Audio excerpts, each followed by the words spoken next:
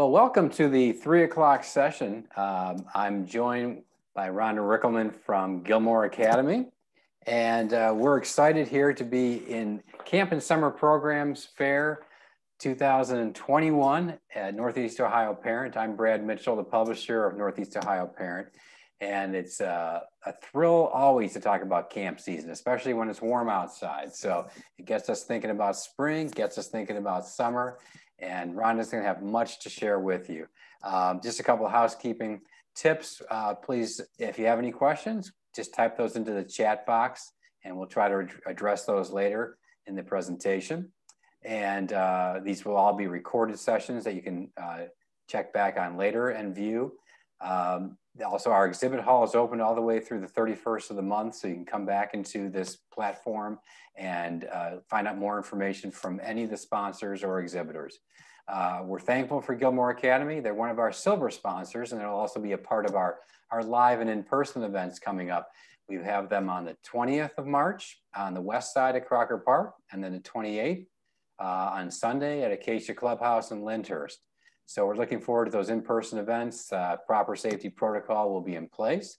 And there's also not only be live camps and camp directors to talk to and get information from, but there'll also be a drive-up option where you can just pick up a bag full of information and be on your merry way. So check out more at northeastohioparent.com for information on how to register. So without further ado, I'm going to mention that Rhonda has been working in the field of education for 43 years. She has been a teacher, coach, school administrator, and athletic director at Notre Dame Cathedral Latin School, and also Magnificat High School, and now Gilmour Academy. Her present role at Gilmour is Director of Auxiliary Programming, where she is the Director of Gilmour Summer Programming that includes Camp Gilmour and summer school opportunities. So she's going to share more of the importance of learning and being creative through the summer. So Rhonda, take it away. Thanks, Brad. Thanks for inviting me here today. When I got this topic, I was thinking, wow, this is a pretty broad topic, but for the summer, there's a lot going on. And when we look at this, how we have to continue to be learners. You know, one of the things is to be a lifelong learner, and we also want it to be exciting. We don't want it to be boring. You know, summer vacation used to be the time when in American tradition was just freedom, relaxation, play, and imagination. We didn't do much other than that. We didn't worry too much about learning. We kind of just laid outside and had fun on our neighborhood streets. Well, times have changed, obviously, and it hasn't been that short of a time. Right now, your outside learning environment outside of your school takes on a much larger role as far as your development with your children and getting that hands-on opportunities and new learning tools to be successful in life. Research has said, and we can't deny it, that kids who do not engage in any type of mental activity during the summer lose up to 1/3 of what they've learned the academic year. Teachers spend 4 to 6 weeks reteaching stuff at the beginning of the school year, and kids take about just long to settle back into school. So if we can shorten that a little bit and just keep our skills up and going in the summer, it would be great. The summer should be, though, a time of not a sense of urgency or pressure associated with school. The learning needs to be different. It needs to be relaxed, free. We need to be able to wander, create, and dream. So this helps with positive feelings with learning. So that I call it secret learning. They don't really know that they're learning. We kind of just sneak it in on the way. So what we try to have the students do is to spend some extra time, maybe concentrating on a subject that they struggled a little bit with. And when they can grasp that, there's a real sense of accomplishment and self-esteem that goes with that. Unfortunately, this has been a really, really tough 2020 and the beginning of 2021. You know, some schools have closed, or some are just opening now. There's been all kinds of social isolation, family, school, and friends. Technology, screen time has been off the walls. I even know that on my phone every week, they send me my screen time, and sometimes I cringe at how much time I've been on the screen. We found all kinds of depression and mental health issues in students and families, the changing family dynamics with work and who's home and who's not home. Some families have lost income. some of the kids are just bored. And I hear that at the high school level as well as the lower school level. And then there's just a lot of uncertainty in situations. So this summer is going to be very, very important as far as how we're going to keep that learning going. The lazy, hazy, crazy days of summer are all out there. We've all experienced those and we've enjoyed that. And what we found that really the summer is a great time to discover and pursue some new things. Well, by learning the new things, then we can take the older things that we have and learn from them. It's a time to play on a sports team, you know, maybe a team that you didn't do, something that you didn't play. Try out the performing arts, maybe outdoor, a nature activity, programming, coding, gaming, cooking, baking, sewing, arts and crafts, author, journalist, storytelling. There's thousands of things to try, and all those can be associated with summer learning and the creativity that goes with it. They all provide opportunities for students to be able to find out what they really like and what they really enjoy. I guess what we try to find is everybody's passion. In life, passion is something that it's a powerful or compelling emotion or a feeling. As adults, it's that tugging at the soul, the longing to do something that you just can't escape from wanting to do. Sometimes passion equals a life's purpose. And once you've discovered what your passion is, you can pursue it wholeheartedly, and it just brings all kinds of joy to your life. Kids, children, they don't really have passion yet, but they are especially, they learn what their interests are, and that starts to give them a passion or something that they can't wait to be part of. If their interest and challenges may change, but the passion that they have will be there, whether they realize it or not, and sometimes it comes back later. You could probably look back into your own lives and say, I remember I did this and I enjoyed it, and now I see that again showing up in my life. So as a parent, it's great to help them figure that out. One of the things that with a parent that we want to foster the natural talent that kids have. You're going to see natural talent come very, very quickly. And sometimes it's physical, things that they can do. Sometimes it's social, emotional, spiritual. We need to celebrate and support those gifts. And we need to see how that natural ability that they have could ultimately lead them to some part of a thing that they really like to do. Even if they don't become passionate about their natural abilities. It's interesting, some kids have abilities that they are afraid to show or afraid to be part of, but it will ultimately lead them to some path in their lives. So it's good for us to foster those natural talents and to explore them and to look at them. Well, those natural talents also are a challenge. When we encourage them to do the things that they really enjoy, we also need to encourage them to do the things that they're not so great at. You know, we can get sometimes in a rut where we only do things that we're really good at. And we need to be able to step outside of that and find things that we challenge us or push us in a different direction. Children tend to like what their parents do. And sometimes they do the things that their parents like. Parents may like the opera, or parents may like music. Children, sometimes they just kind of go along in that path. But what about the time when the child likes something that's not what the parent likes, or something that the parent doesn't know how to do?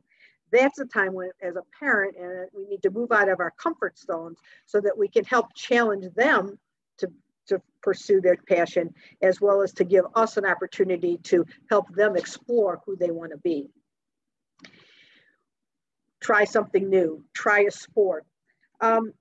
Individual and team sports really have different learning skills. When we're in an individual sport, it's a lot of competition with yourself. When you're with a team sport, you have to learn a lot about cooperating with others and playing with others. So give an opportunity to try something different. I know a person that was a great team sport athlete. He goes, I just want to try Taekwondo. I want to do something different. Playing a musical instrument. Here at Gilmour, every 7th or 8th grader, they have to play a musical instrument. And they have to be in a band concert. Sometimes they're a little painful, those band concerts, I'll be honest with you. But it's a good experience for kids. You know, the College Board says that the two most important things to recognize in a student for success later in life is to be a part of a sport or to play a musical instrument. So those things are very, very good to try something different. Maybe you want to start a garage band, I'm not sure. Another way to find out about what they like and what their passion can be, it can come in a lot of different forms. Help them with their homework. You know, by assisting your child with his or her homework, you might discover some less traditional passions that they might have. Maybe they love math or science. Maybe they thrive on figuring out the answer to challenging questions. Some of them look forward to projects that require them to be creative, to think out of the box, and sometimes they just need a little help from you to push them in that way. And sometimes they actually learn that the things that they like are things that other kids really don't like to do, but they are good at it and they can make it happen. You know, those school projects, some kids look forward to them and some don't. It's important to keep your conversation going with students as far as what they like and what they don't like. Have regular conversations with them. Engage with them with relationships their relationship to you and relationship with themselves. We always know that there's times for conversations that are really valuable times. A lot of times riding in the car right now, we tend to put the phone on or the iPad or the whatever the thing that we're watching or a movie, but that's really a good time to have some conversation. While you're driving in a car, just take a few minutes, just put those things down and just talk about what they want to do, what they like to do, what they might like to do later on in their life. Other times to do that when you're doing some kind of household activity together, washing the dishes, maybe it's washing the car with dad, helping to mow the lawn, cleaning up, whatever it might be. Just take a few minutes to have those conversations. Other times for those are during dinner time. Make your dinner a time to talk. It's amazing when you sit down at a table and nobody has any devices in front of them, the conversations that can be had for people and that can be going on. I'm sure that you've all heard this. I am so bored. I just can't stand it anymore. Kids are going to be bored, and bored is good. There's nothing wrong with being bored. It helps you to get creative, to find imaginative ways to entertain yourself. Some of the best make-believe stories and adventures happen when you're just daydreaming and sitting in a corner. While students are bored, they can lead to discovery of really what they want to do, what is good for them. You ever watched a child be in a room with nothing? I'm sure you've seen those little videos on TV. But if you've seen it, there's all kinds of stimulation in the room. There's games, there's puzzles and everything. And what do? They'll maybe pick up a piece of paper and start playing with it. They'll start playing with something that is just, you just can't imagine that they could make fun of it. To show you, I'll come back to it, I'm sorry. Another thing to pay attention to are shopping interests. See what they like when they want to shop. Are there clothing that they like? Do they like puzzles, games, video games? Pay attention and see what things are catching their eyes. That reveals a lot about what they like to do. Do they like make-believe toys? Do they like to build things? So those are things that you can keep an eye out as a parent. Listen when they ask for help. Sometimes your child might surprise you and say, can I help you do that? Do it. Let them help you. Because those are things that they may be interested in. Maybe they want to help fold the laundry. Maybe they want to unload the dishwasher. Maybe they want to help with the lawn or setting the table. Or maybe they just want to be with you. Those are opportunities to have conversations. Those are opportunities to be with them. Those are opportunities to be able to ask and to share what they want to be. Not only does it do all those things, it gives them a bigger picture of how they fit into their families. And it also encourages responsibility and what service might be to help out with their children. Share your own passions. Don't be afraid to share your passions. Your child might not discover their passion until maybe you help them do that. Some of the things that you may like to do are things that you as a family may like to do. Don't be afraid to share it, but don't expect them to have the same passion that you do. Let them discover theirs and be willing to share yours.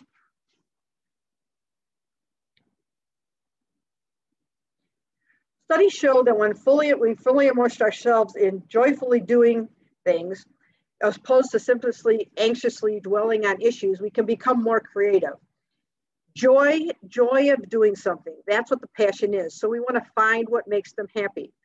Just because you as a father or a mother enjoy sports, your child may not enjoy that.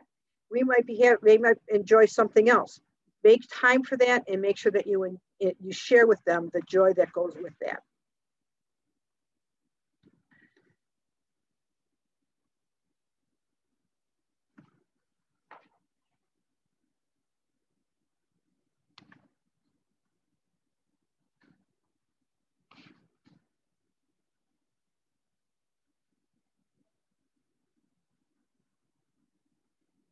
This is certainly not what this activities are supposed to be, but look at how they've taken an activity with all these toys in the room and made it better for them. She's going to get smacked a couple times, but she just brushes it off and keeps right on smiling. Anything to help with creativity.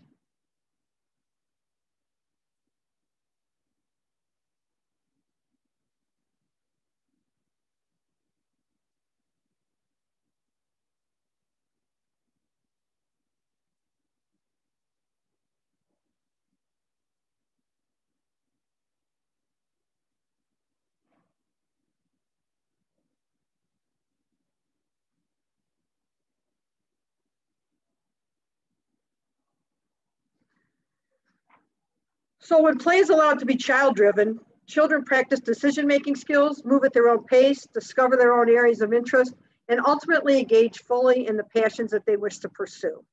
I love that video. There's about 10 of them that go with it, and I just picked out the ones that are most enjoyable. You don't have to do a lot in order to play, but this is child-driven play. The creativity that went into it, the fun that went into it, nobody was showing them how to do it. They discovered this and discovered that that was what they wanted to do. So why is summer learning so important? I think when we look at it, there's more time to learn the basics. There's less pressure in the summer. Take extra time to concentrate on one particular subject rather than focusing on another subjects all at once. Get grips with the key aspect of that topic. Maybe it's math flashcards. Maybe it's writing a sentence. Maybe it's spelling. You know, those are the kind of things that maybe you want to just take some time with and just take a little bit of time every day over the summer. At Gilmour, what we do at camp is every morning we have 15 minutes of math, 15 minutes of reading, and 15 minutes of writing. Very short little activities. And we have theme-based camps. So if we're doing Willy Wonka and the Chocolate Factory that week, then our activities of math, reading, and writing have to do with that. And it's just in there, we just do a little bit. It's not tutoring or anything. It's just keeping their skills there and letting them know that we still are thinking about those kind of things. I think that in the summer, there's time to, you can find time to overcome a challenge. Sometimes there's hard things that you have to do. The brain can relax, you can imagine, you can wonder, you can have happy feelings with the learning because you're not always backed up with a test, you're not backed up with another kid being better than you are, so you have time to just overcome it at your own pace. With that, then obviously comes the confidence. You become a more confident learner. The extra time to concentrate, your self-confidence is there, and then the ability that I feel that I have learned something.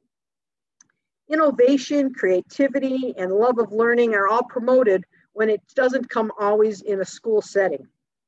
We can do all kinds of things, and we'll talk to those at the end, that we can be able to be better learners, better things in there. And what it does is when we keep learning in there, it helps your children to hold on to the routine. The routine of learning is very important. Learning is something that I do every day, whether it doesn't have to be on a schedule, but it has to be something that I tend to do every day. We have this thing called the summer slide. The National Summer Learning Association has said that the summer slide is effects of summer vacation on student learning has the student decline academically and very bad, as you can see, very bad with academics. In the summer, with no learning going on or no activities, 2.6 months of computation literacy, and in reading, the loss of word recognition and comprehension. Now, I'm also putting a star at the bottom there because this is very much tied to socioeconomical socioeconomic status. It is important that all children every day in the summer do something in math and something in reading. And when we don't do that, this is when we find the difficulties. And it doesn't have to be, the parent doesn't have to be with them, but we tend to try to have activities for them to do, that the activities can be left, the activities can be done at the table, it can be done at different times, but I think it's very difficult. Average and middle income students usually have slight gains in reading, but will lose math over the summer if they do not practice math.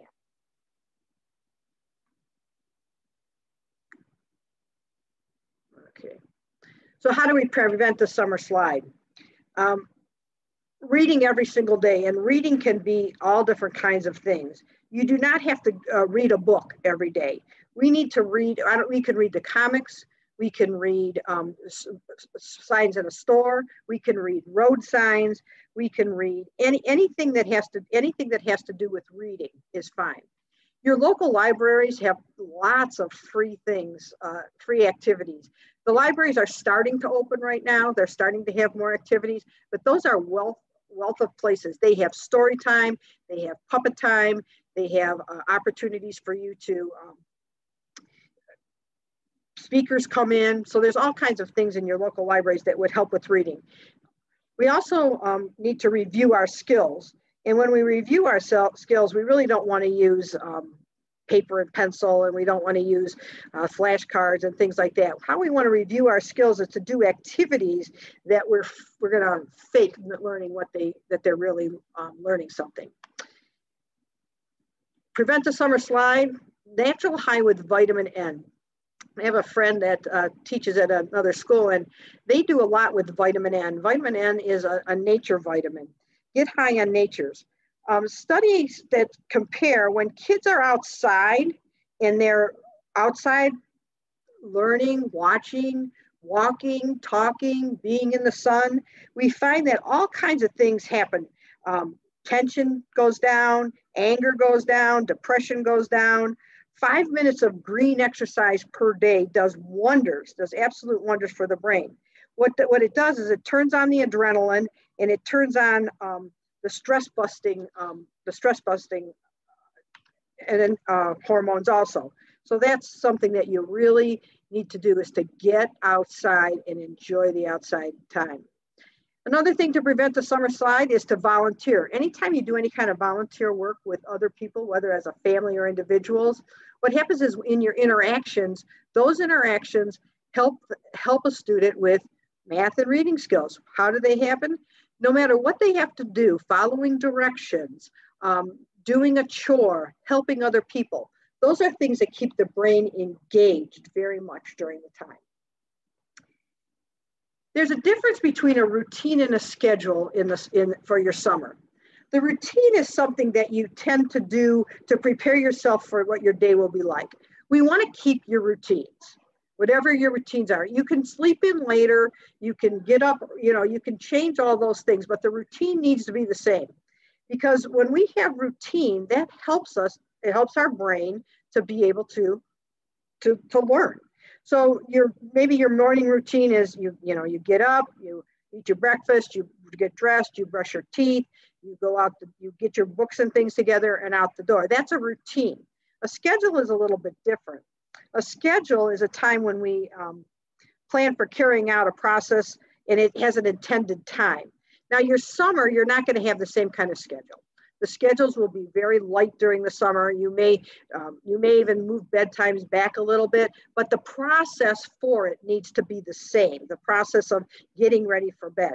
This all helps with learning, because when the student is ready to go back to school, you're not trying to get this ready. You're not, 2 days before trying to get them ready to go back into the classroom.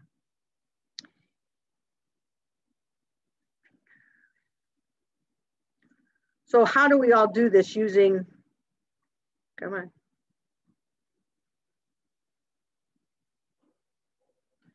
So what are the benefits of playing in order to help us to be learners? There's all kinds of parts of creative play. One of the things that's eye-hand coordination helps with creative play. And you saw that little girl trying to catch those blocks in the bucket. In imagination is part of play. Imagination is more important than knowledge. When you nurture imagination, what happens is that creativity helps them grow as an individual, and it enhances all areas of learning and self-development. Play helps us with physical development. We have to, with our hands, our big muscles, our small muscles, all of that has to go when we're playing. If we're trying to color on the sidewalk, if we're trying to play an instrument, all of those are body parts that are able to be engaged while we are learning. Sensory development, the ability to listen to instructions, explore different things, smell outside, when they're outside with vitamin N, to smell the outdoors. What does a flower smell like? What does it smell like when you find an anthill? What does it smell like when you're by moss? All of those sensory things. What do I see when the sky is real blue? When I lay down and look up at the sky and I tell a story about the clouds that I see. Those are all part of the sensory development that has to do with play. Logic is part of it. When we try to do something, sometimes it's important that we fail first. When we fail first, it certainly helps us to understand that we got to get up and try a different solution. That's part of creative play. Communication skills. When I have rules for my play, how do I communicate them? How do I develop a language that goes with the games that I want to play? Play also helps me to concentrate. It may look like random scribbles on a piece of paper, but those scribbles mean something to the person that put them there. Your child might be able to tell you a story much different when you look at the concentration that they did with putting what they did on the paper. Social skills, to be able to bond with others, to be able to have friends, to be able to work with other people. All that is so important as far as being a learner. Crafts, creativity, the concepts outside in the world. We can go outside for a walk and we can decide what's large and what's small, what's above and what's below, what's hard and what's soft.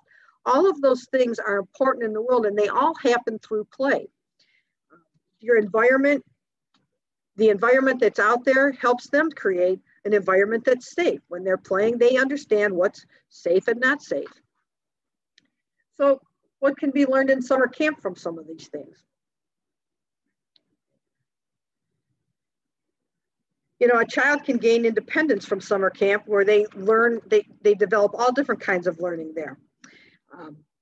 They're responsible and accountable. They're in a group by themselves. They're outside of their normal family. They're outside of their normal school. They're meeting new kids. They have to know how to have their own equipment and bring their own equipment to camp every day and to keep track of it. Those are things that can be learned at summer camp. Relationship skills. Meet all kinds of different kids of different ages, different nationalities, different parts of the city. Those are important things as far as those kind of relationships. They also get to know some adults on different levels. They get to know some kids that are older than them that they may use as role models somewhere along the way. They learn to appreciate all kinds of likenesses and differences. We like to celebrate more how we are alike than how we are different, but young children tend to notice more how we are different. Children can connect with nature. Most summer camps this summer are going to be outside a lot because of the COVID. We just know that on 144 acres, they love spending time outside. We paint rocks, we go there, we go on nature walks, we go out in the field and just sing as loud as we can. So we're singing to the birds, or we're looking at the chickens that are walking around. So those are the kind of things that we have. Kids get to be kids. You get to relax a little bit. They get to be part of a group where they get to be like a family, and they can't wait to be back with their family the next day, and they can't wait to be back with their new family the next year. Those are things that we connect with so much. And there's no custom built solution for kids being kids. There's no way that they can, they've been interacting on screens, so we're just looking so forward to them to be able to interact on the things that they really, really want to do. So how do we do this in the summer? What are some things that we can do? The information that I'm going to share with you now is information that you can download from the Zoom. And I'm not going to share all of it with it, but I'll share some things that you can do for reading and writing. We'll do some things here. Keeping a journal is great. You can keep a family journal. You can keep a journal for just one child. Get your student to take it with them wherever they're going. You don't have to write a lot. 2 sentences about the day. Take pictures. Describe your pictures. Those are all things that help with those kind of skills. Read throughout the day. You really want to read morning, noon, and night. Read the morning. If they're reading the back of the cereal box, that's fine. At camp in the afternoon, we have right after lunch, we have a short time for reading where they're allowed to, that they have some books or some small activities that have to do with the theme of the day. Just a few minutes to settle down and read. Make a comic strip. You know, that's the same thing, reading and writing. Make a comic strip. Develop the creativity, writing, and humor that goes with the comic strip. Maybe as a family, you haven't seen people because of COVID, email them.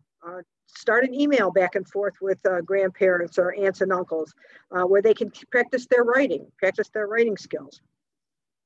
Encourage reading, even if it's in bed, if it pushes the bedtime back a little bit, either you read to them or they should be reading to you. Maybe anything that they want to read. It doesn't matter if it's a magazine, it doesn't matter if it doesn't have to be a classic or it doesn't have to be a textbook, whatever they want to read. Maybe start a blog of what they did over the summer that they can share with family and friends. Pick up a comic book. They like reading those kind of things. They like seeing those. It's something different and it's still reading.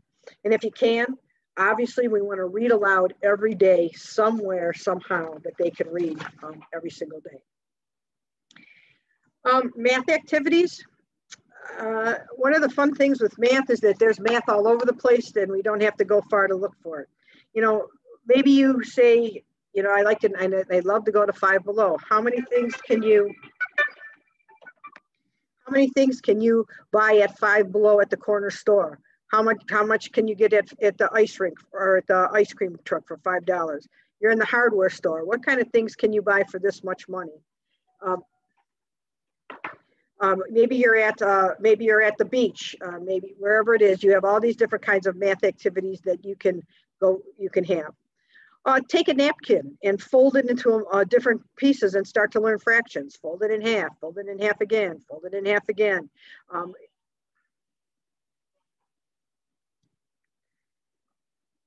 It's important that they have, that they're able to, they can practice their fractions and everything with that.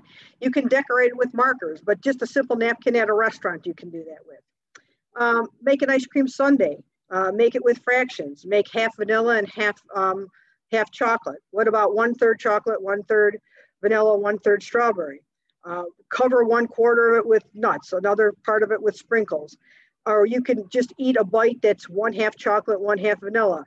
You can do that kind of calculation and you're really having fun and they don't even realize that they're practicing that all the way.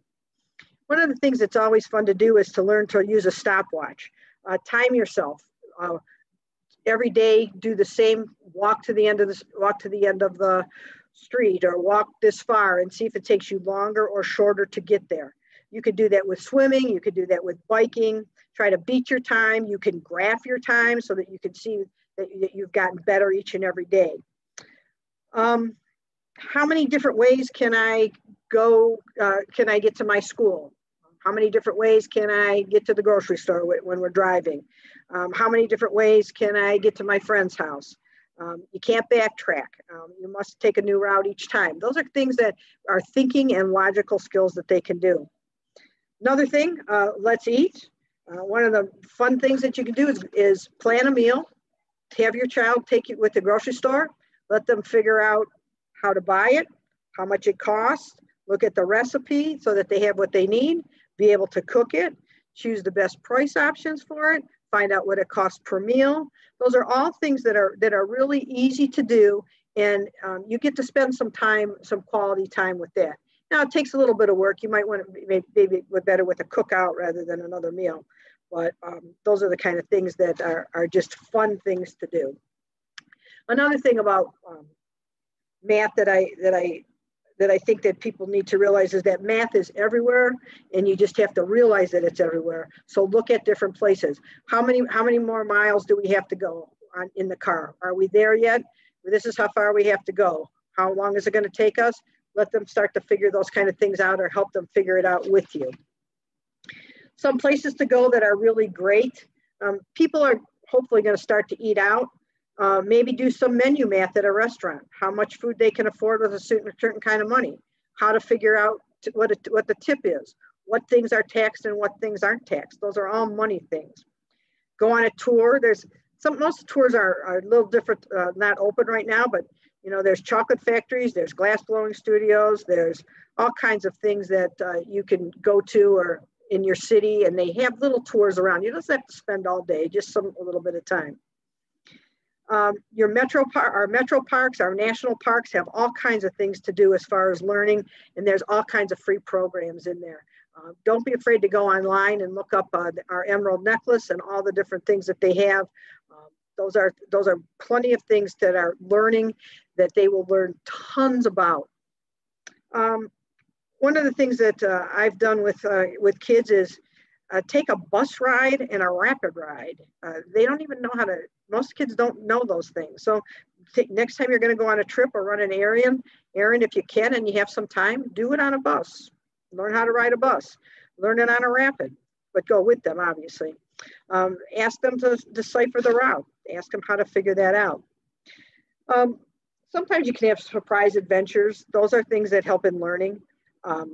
There's all kinds of festivals, and the festivals are going to be coming back. The ethnic festivals, the botanical gardens, the fairs, all of those are learning plays. It's fun, but there's a lot of things to learn while you're there. You can learn about animals, you can learn about music, you can learn about sports. There's all different things. In your homes, build a tree house if you want to try that. Do a lemonade stand, be an entrepreneur, figure out what it is, how to figure out your cost. There's all kinds of business in that kind of thing. Track the daily temperature, check their daily temperature, because they're probably still going to be checking it if they're going to any camps or anything like that. Plant a flower or vegetable garden. Not only will they eat better, but you're going to learn how to work with the soil. You can measure it, you can graph it, you can try things. Kids will tend to try things that they make and do. Sleep outside if you can. If you have a place that's safe, you try to sleep outside. That's another experience of learning a lot. They learn about themselves there. One summer I was babysitting, and we went what was called, we were in search of the ultimate playground. We went to a different playground every week, and at the end of the summer, we voted, and we said why, and we really wrote a log each day and took pictures of what we thought was best at each playground. So it was kind of fun. Learn a new skill. Maybe I'm going to learn a cartwheel. Maybe I'm going to learn how to swim. Maybe I'm going to learn, maybe I'm going to take a voice lesson, or maybe I'm going to do some acting. Find a new skill, something there. Form a garage band. Challenge kids to rewrite the lyrics of some of their favorite songs. Ask them to how they would advertise a jingle. Have them make a product. Here's my product, and here's how I'm going to advertise it to people. You could treat the whole neighborhood to your song fest if you wanted to. Take their favorite book, video game, or DVD cover and ask them to redesign it. That's all part of learning, all fun things to do.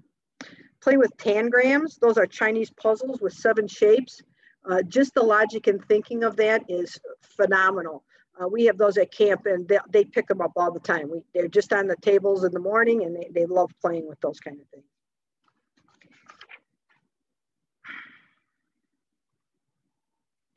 Some activities that are great. A puppet theater. Makes puppet socks, sock puppets. Build your own game. Build it outside on the sidewalk. Make your own dice. Build whatever their passion is, whatever they want to do. They write out the rules. They figure out how it's played. They figure that out together. That's all part of learning and growing. Car games are great. Play any ABC and number games on long car trips. Use the license plate numbers. Use the road signs. use the license plates, and when you see one, you have to identify not state, but the state capitals, all kinds of things like that. Summer camps, there's all kinds of things to learn at summer camps, and it doesn't have to be day camp. It could just be a half-day camp that does digital photography, or maybe it does down on the farm, learning about farming, or maybe it's learning your own city, the city that you live in. Some kids, it would be great to do some summer school. Some of the summer school activities are more enrichment for the kids. They are usually fun. They're usually very well done. But if they think that they need a little bit more, that's a good time to do it. Day camp, it doesn't have to be a 6-week sleepover affair. It could just be a 1 week here or there. Go to a movie. The drive-ins are great. You can put a movie in your backyard, but after the movie, take time to talk about not only did you like it, but what did you think about the characters? Is there a certain action or what the characters could have done differently for a better outcome, or challenge them to come up with an alternative ending? All those are creative learning things. If you look it up, you can go geocaching, which is, there's these little treasure hunts that are all over the city that you use GPS coordinates to find. There's quite a few on the east side of Cleveland, if you're ever interested. If you go online, you can find them. Something different. It's a walk outside, part of your nature, and volunteer as a family, volunteer at a community event. Discuss the benefits of what the organization does, why you're helping that organization. Those are all great things. Create a scavenger hunt. Create a scavenger hunt right in you can do anything. Put 10 things on the list, go find them in the house, find them in the yard. Have a theme to what it is. There's just all kinds of things that we can do in the summer to help encourage creativity and learning. The idea is that you keep these things in your back pocket. You don't have to do all of them. With my summer camp, what we do with our junior counselors is that they create a card that has 15 of their favorite learning, fun, creative activities. And they just keep them in their pocket. And when it gets a little slow or the kids get a little antsy, they'll pull out one of those things. They don't realize that they're learning, but boy, do they have a great time with that. So I hope that you have a wonderful summer. I hope that you enjoy your children. I hope that I know that a lot of you you've had a lot of them at home and it's time to get them out of the house, but it's not the time to stop learning. Little things that you do throughout the day will keep that learning and creativity growing. Hey, thanks for your time. If anybody has any questions, I'll be glad to answer them, and we can go from there.